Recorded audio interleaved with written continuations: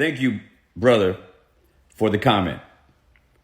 You're quoting 1 Corinthians 14, verse 19, whereby in that chapter, from verses 1 down through verse 25, Paul is arguing against the abuses of the use of the gift of tongues that was given back then.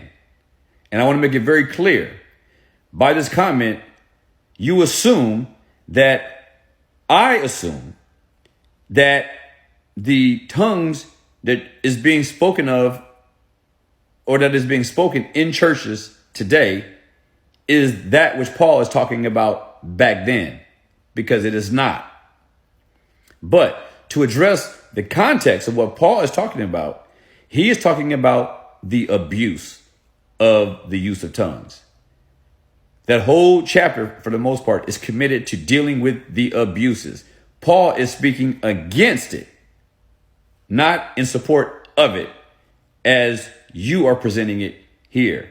This is very simple to go and see. If you go back and look, he is arguing against them, telling them to stop using it where it is not necessary.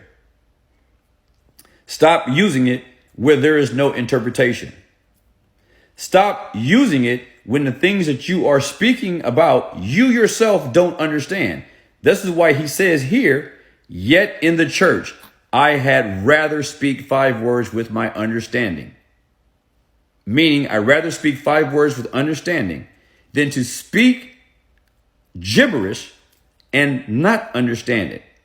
That's why he goes on to say, basically, in verse 20, brethren, do not be children in your understanding, but in understanding be mature. So the whole chapter is dedicated to dealing with the abuses of the gift, not in support of continuing to babble about things that you don't understand, that others don't understand, and there's no one interpreting what is being said. Go back and check that out. The context that you're presenting is not what it's actually is not what is actually being said.